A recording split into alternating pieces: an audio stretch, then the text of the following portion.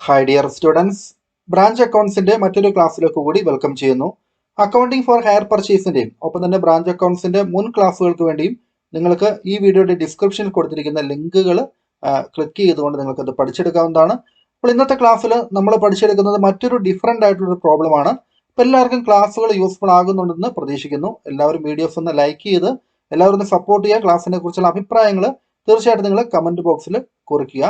അപ്പൊ നമുക്ക് നോക്കാം. Purchase of fixed asset and maintenance of petty cash book under imprest system. നമ്മളിവിടെ രണ്ട് പുതിയ കാര്യങ്ങളാണ് നോക്കുന്നത്. ഒന്ന്, ഫിക്സഡ് അസറ്റ് നമ്മൾ അക്കൗണ്ടിങ് ഇയറിന്റെ ഇടയ്ക്ക് വെച്ച് അഡീഷണൽ ആയിട്ട് പർച്ചേസ് ചെയ്യുന്ന ഒരു കാര്യം ഈ ഒരു പ്രോബ്ലത്തിൽ വരുന്നുണ്ട്. ഒപ്പം തന്നെ പെറ്റി ക്യാഷ് ബുക്ക് മെയിൻറ്റെയിൻ ചെയ്യുന്നത് ഇംപ്രസ്റ്റ് സിസ്റ്റത്തിലാണ് മെയിൻറ്റെയിൻ ചെയ്യുന്നത്. അപ്പോൾ ഈ രണ്ട് കാര്യങ്ങൾ ഉൾപ്പെടുത്തിക്കൊണ്ടിരിക്കുന്ന ഒരു പ്രോബ്ലമാണ്. From the following particulars relating to Thane branch of Narasimham and funds prepare branch account. നമ്മളോട് ബ്രാഞ്ച് അക്കൗണ്ട് തയ്യാറാക്കാനാണ് പറഞ്ഞിരിക്കുന്നത്. Stock at branch on 1/4/2016 50,000. Petty cash at branch on 1/4/2016 1,000. Then ഫർണിച്ചറിന്റെ വാല്യൂം ഓപ്പണിംഗ് വാല്യൂ 20,000 പറഞ്ഞിട്ടുണ്ട്.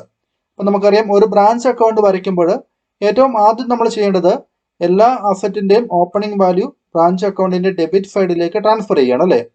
ഇനി ലയബിലിറ്റീസ് എന്തെങ്കിലും തന്നിട്ടുണ്ടെങ്കിൽ അത് ബ്രാഞ്ച് അക്കൗണ്ടിന്റെ ക്രെഡിറ്റ് സൈഡിലേക്ക് നമ്മൾ ട്രാൻസ്ഫർ ചെയ്യണം. ഓപ്പണിംഗ് വാല്യൂ എല്ലാം അതുപോലെയാണ് നമ്മൾ ആദ്യം ചെയ്യേണ്ടത്. അസറ്റുകളെല്ലാം അതിന്റെ ഓപ്പണിംഗ് വാല്യൂ ബ്രാഞ്ച് അക്കൗണ്ടിന്റെ ഡെബിറ്റ് സൈഡിലേക്കും ലയബിലിറ്റീസ് നമ്മൾ ബ്രാഞ്ച് അക്കൗണ്ടിന്റെ ക്രെഡിറ്റ് സൈഡിലേക്കും ട്രാൻസ്ഫർ ചെയ്യണം. അപ്പോൾ ഇവിടെ തന്നിരിക്കുന്ന ഈ ഒരു 3 അസറ്റുകളും, സ്റ്റോക്ക് ആണെങ്കിലും പെറ്റി ക്യാഷ് ആണെങ്കിലും ഫർണിച്ചർ ആണെങ്കിലും അത് അസറ്റ്സ് തന്നെയാണ്. അത് നമ്മൾ ബ്രാഞ്ച് അക്കൗണ്ടിന്റെ ഡെബിറ്റ് സൈഡിലേക്ക് ആദ്യമേ തന്നെ ട്രാൻസ്ഫർ ചെയ്യണം. ടു ബാലൻസ് ബി ഡി എന്ന് പറഞ്ഞുകൊണ്ടാണ് ടു ബാലൻസ് ബി ഡി എന്ന പേരിൽ ഈ 3 അസറ്റുകളും നമ്മൾ എഴുതുക. 50,000, 1000, 20,000 നമ്മൾ ട്രാൻസ്ഫർ ചെയ്ത് കഴിഞ്ഞു. ഇനി അടുത്ത item, goods send to branch during the year. Head ഓഫീസിൽ നിന്ന് ബ്രാഞ്ചിലേക്ക് ഗുഡ്സ് അയച്ചിട്ടുണ്ടെങ്കിൽ അതിന്റെ ഡീറ്റെയിൽസ് തന്നിട്ടുണ്ടെങ്കിൽ നമ്മൾ എന്ത് ചെയ്യണം? അത് നമ്മൾ ബ്രാഞ്ച് അക്കൗണ്ടിൽ ഡെബിറ്റ് ചെയ്യേണ്ടതാണ്. ഗുഡ്സ് സെൻഡ് ടു ബ്രാഞ്ച് എന്ന പേരിലാണ് നമ്മൾ ബ്രാഞ്ച് അക്കൗണ്ട് ഡെബിറ്റ് ചെയ്യേണ്ടത്. ഇതെല്ലാം നമ്മൾ കഴിഞ്ഞ പ്രോബ്ലങ്ങളിൽ ചെയ്ത പോലെ തന്നെയാണ്, വ്യത്യാസമൊന്നുമില്ല. ഇപ്പൊ ഗുഡ്സ് സെൻഡ് ടു ബ്രാഞ്ച് എന്ന് പറഞ്ഞുകൊണ്ട് to goods send to branch 5 ലക്ഷം നമ്മൾ എഴുതി. ഇനി അടുത്ത് നമുക്ക് നോക്കാം, cheque send to branch for. നമുക്ക് ബ്രാഞ്ചിലെ എക്സ്പെൻസ് മീറ്റ് ചെയ്യുന്നതിന് വേണ്ടി ഹെഡ് ഓഫീസിൽ നിന്ന് ചെക്ക് കൊടുത്തു. സാലറി ഇനത്തില്, റെന്റ് ഇനത്തില്, പെറ്റി ക്യാഷ് ഇനത്തിലൊക്കെ ചെലവായ തുകയ്ക്ക് വേണ്ടിയാണ് ഈ ഒരു ചെക്ക് നൽകിയിരിക്കുന്നത്.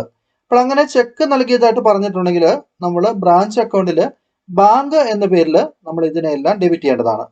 അതായത് ബാങ്ക് എന്ന പേരിൽ നമുക്ക് ഈ ഒരു എമൗണ്ട് എല്ലാം കൂട്ടി നമുക്ക് കാണിച്ചാൽ മതിയാവും. അപ്പോൾ സാലറി, റെന്റ്, പെറ്റി ക്യാഷ് എന്ന് പറഞ്ഞുകൊണ്ടല്ല നമ്മൾ ഡെബിറ്റ് ചെയ്യേണ്ടത്, ബാങ്ക് എന്ന പേരിലാണ് നമ്മൾ ഡെബിറ്റ് ചെയ്യേണ്ടത്. ബാങ്കിന്റെ ബ്രാക്കറ്റിൽ വേണമെങ്കിൽ നമുക്ക് സാലറിന്നും റെന്റിന്നും പെറ്റി ക്യാഷും നമുക്ക് കൊടുക്കാവുന്നതാണ്.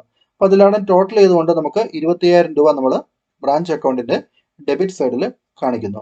ഓക്കെ. അടുത്തത്, goods returned by branch. Branch goods return ചെയ്തിട്ടുണ്ടെങ്കിൽ, അതായത് ബ്രാഞ്ച് ഗുഡ്സ് റിട്ടേൺ ചെയ്യുന്നത് ഹെഡ് ഓഫീസിലേക്കായിരിക്കും. കാരണം ഹെഡ് ഓഫീസിൽ നിന്നാണല്ലോ ഗുഡ്സ് ബ്രാഞ്ചിലേക്ക് വന്നത്. അപ്പൊ അങ്ങനെ റിട്ടേൺ ചെയ്തതായിട്ട് പറഞ്ഞിട്ടുണ്ടെങ്കിൽ ആ എത്ര രൂപയുടെ ഗുഡ്സ് ആണോ റിട്ടേൺ ചെയ്യുന്നത് അത് ബ്രാഞ്ച് അക്കൗണ്ടിൽ ക്രെഡിറ്റ് ചെയ്യേണ്ടതാണ്. ഹെഡ് ഓഫീസിൽ നിന്ന് നമുക്ക് ഗുഡ്സ് കിട്ടിയപ്പോൾ നമ്മൾ അത് എന്ത് ചെയ്തു? അത് നമ്മൾ ഡെബിറ്റ് ചെയ്തിരുന്നു അല്ലേ? ബ്രാഞ്ച് അക്കൗണ്ട് ഡെബിറ്റ് ചെയ്തിരുന്നു. ബ്രാഞ്ചിൽ നിന്ന് ഹെഡ് ഓഫീസിലേക്ക് ഗുഡ്സ് തിരിച്ചയക്കുമ്പോൾ തീർച്ചയായിട്ടും എന്ത് ചെയ്യണം? അത് നമ്മൾ ഗുഡ്സ് സെൻഡ് ടു ബ്രാഞ്ച് എന്ന പേരിൽ തന്നെ ആ ഒരു അക്കൗണ്ടിലാണ് അത് നമ്മൾ കാണിക്കുന്നത്. അതുകൊണ്ട് അതേ പേരിൽ തന്നെ നമ്മൾ എന്ത് ചെയ്യണം? ബ്രാഞ്ച് അക്കൗണ്ടിൽ ക്രെഡിറ്റ് ചെയ്യേണ്ടതാണ്. എത്രയാണോ ഗുഡ്സ് തിരിച്ചയച്ചത് അത്രയും തുകയ്ക്ക് നമ്മൾ അതിനെ ക്രെഡിറ്റ് ചെയ്യുക. ഇനി ക്യാഷ് സെയിൽസ്. ക്യാഷ് സെയിൽസിന്റെ കാര്യം പറഞ്ഞിട്ടുണ്ട്. ക്യാഷ് സെയിൽസ് എന്ന പേരിൽ നമ്മൾ കാണിക്കേണ്ട ആവശ്യമില്ല, ബ്രാഞ്ച് അക്കൗണ്ടിൽ കാണിക്കേണ്ട കാര്യമില്ല. നമുക്ക് സെയിൽസ് നടന്നിട്ടുണ്ടെങ്കിൽ, ക്യാഷ് സെയിൽസ് നടന്നിട്ടുണ്ടെങ്കിൽ അതിന്മേൽ ക്യാഷ് നമുക്ക് ലഭിച്ചിട്ടുണ്ട് 4 ലക്ഷം രൂപ അല്ലേ. അപ്പൊ ബ്രാഞ്ച് അക്കൗണ്ടിൽ ബ്രാഞ്ചിൽ കിട്ടുന്ന ഈ ഒരു എമൗണ്ട് അത് ഹെഡ് ഓഫീസിലേക്ക് ട്രാൻസ്ഫർ ചെയ്യുകയാണ്. അപ്പൊ അതുകൊണ്ട് ആ ഒരു ക്യാഷ് ട്രാൻസ്ഫർ ചെയ്യുന്നത് നമുക്ക് ബാങ്ക് എന്ന പേരിൽ ബ്രാക്കറ്റിൽ നമുക്ക് ക്യാഷ് സെയിൽസിന് കൊടുക്കാം. അത് നമുക്ക് 4 ലക്ഷം രൂപ ക്രെഡിറ്റ് സൈഡിലാണ് കാണിക്കേണ്ടത്. അപ്പൊ ബ്രാഞ്ചിൽ നിന്ന് പോകുന്നതെല്ലാം നമ്മൾ ക്രെഡിറ്റ് ചെയ്യുക, ബ്രാഞ്ചിലേക്ക് വരുന്നതെല്ലാം നമ്മൾ ഡെബിറ്റ് ചെയ്യുക. ഇത് ഹെഡ് ഓഫീസ് ആണെന്ന് തയ്യാറാക്കുന്നത്, ബ്രാഞ്ച് അക്കൗണ്ട് തയ്യാറാക്കുന്നത് ഹെഡ് ഓഫീസ് ആണ്. ആ ഒരു പോയിന്റ് ഓഫ് വ്യൂലാണ് ഇത് ട്രീറ്റ് ചെയ്യുക. ഇനി stock at branch, furniture purchased, depreciation, അത്രയും കാര്യങ്ങൾ കൂടി പറഞ്ഞിട്ടുണ്ട്.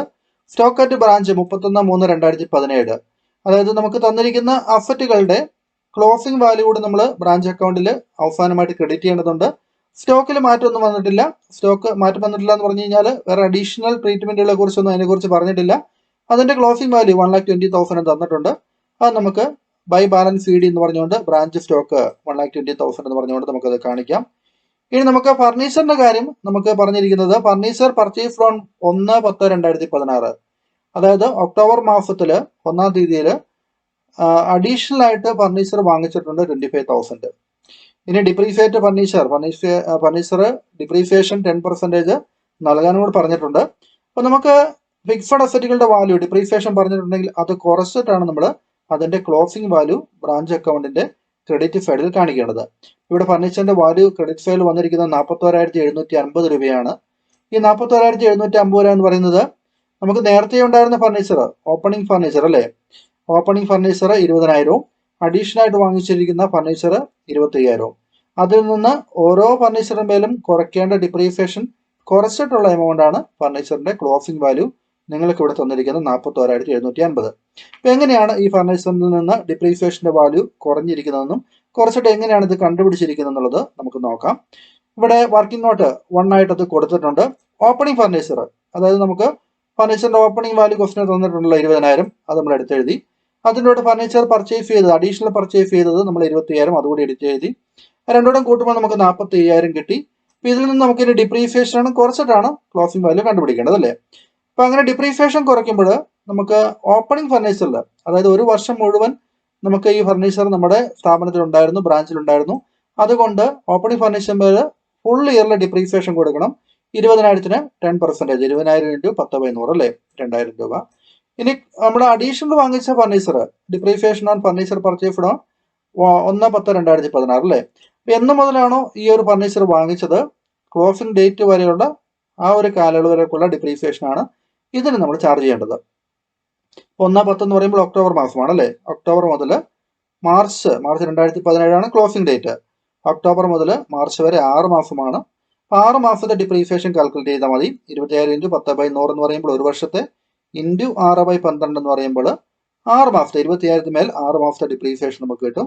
അത് 1,250 ആണ്. രണ്ടോടും കൂടുമ്പോൾ 3,250 ആണ് ഡിപ്രീസിയേഷൻ വരിക. അപ്പൊ 40,000 നിന്ന് ഈ ഒരു 3,250 കുറച്ച് കഴിയുമ്പോൾ നമുക്ക് 41,750 കിട്ടും. അതാണ് വാല്യൂ ഓഫ് ഫർണിച്ചർ. നമ്മൾ ക്ലോസിംഗ് വാല്യൂ ആയിട്ട് നമ്മൾ എഴുതിയിരിക്കുന്ന ഫർണിച്ചർ അതാണ് അല്ലേ, വാല്യൂ ഓഫ് ഫർണിച്ചർ. ഓക്കെ, അപ്പൊ ഇത്രയും കാര്യങ്ങൾ ചെയ്തതിന് ശേഷം നമുക്ക് ബ്രാഞ്ച് അക്കൗണ്ട് നമ്മൾ ബാലൻസ് ചെയ്യുന്നു.